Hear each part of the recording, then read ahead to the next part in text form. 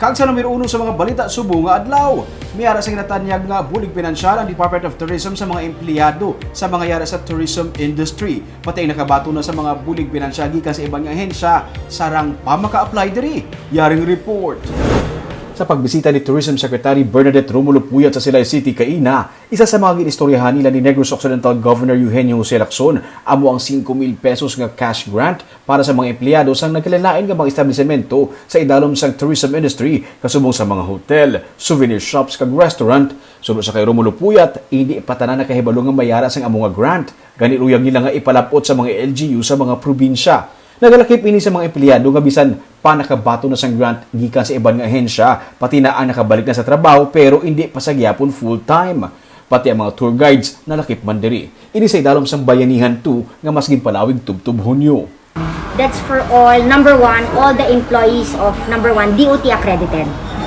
Second, LGU license.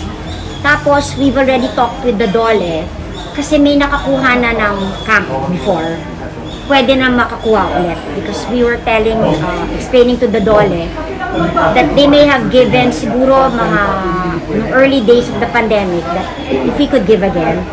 And then also a lot kasi have already gotten from the SSS wage subsidy kung pwede bigyan namin sila ulit.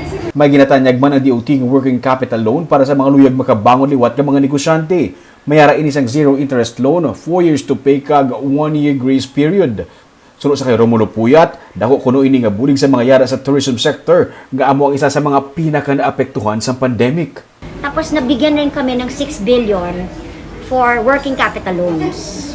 That's with SB Corp, that's under the DTI kasi ang DOT kasi we don't have ganong like yung aming financial assistance dinaan namin sa DOLE because hindi and sa SB Corp naman, that's what working capital loans for the smaller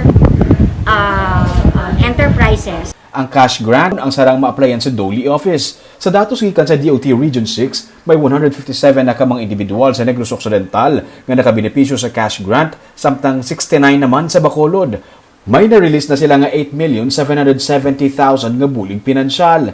Samtang iyan naman ginaabi-abi ang nagakatabo sa karon nga plano sa pagbakal sa bakuna kay pinaagi sini makaamat-amat na bangon ang turismo. Pero sunod sa iya, wala man nagakahulugan nga kung may bakuna na, pwede na makabalik sa normal ang pagsinalayo. Dapat sa gihapon sundon ang minimum health protocol.